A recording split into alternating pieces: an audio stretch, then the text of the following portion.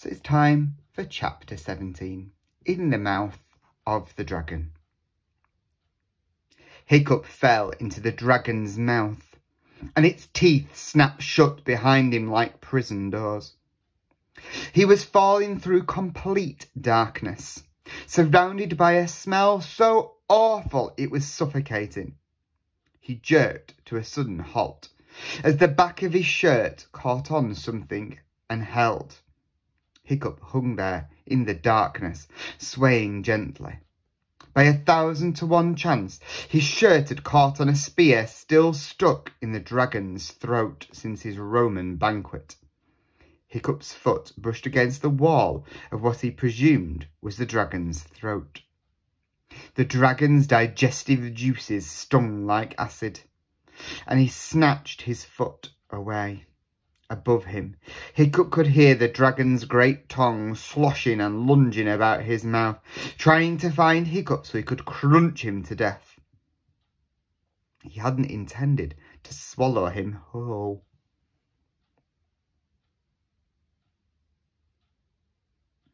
A disgusting river of green goo dripped down the puffy red insides of the dragon's throat.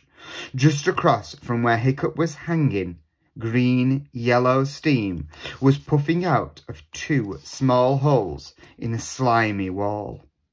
Every now and then a small explosion sent little flickers of flame shooting out of the holes.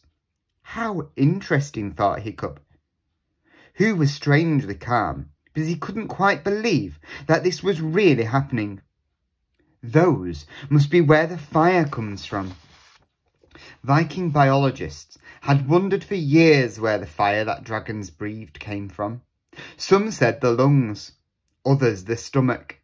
Hiccup was the first to discover the fire holes, which are too small to see with the naked eye in a normal-sized dragon.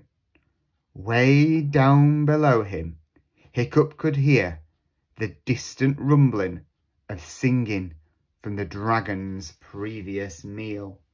A Sea Dragonus Giganticus obviously takes a long time to digest, thought Hiccup.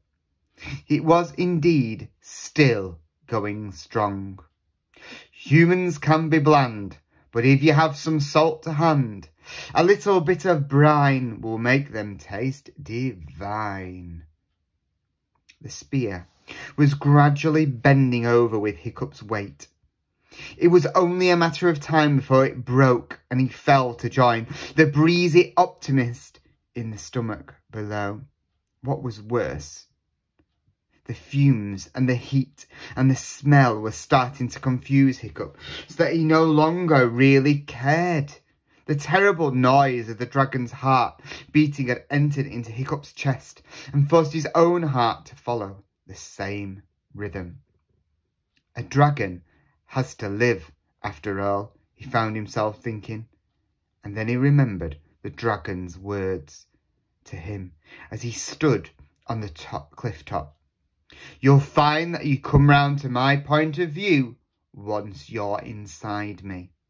Oh no, thought Hiccup, the dragon's digestion, it's already working. I need to live, I need to live, he repeated to himself over and over again, trying desperately to block out the dragon's thoughts. There was a horrible creaking noise as the stout Roman spear began to split in 2. And that's the end of that chapter. Now tomorrow, chapter 18 is going to be read by a guest reader. I wonder if you can work out who I've chosen to read chapter 18, which is our penultimate chapter. That means that it is the second to last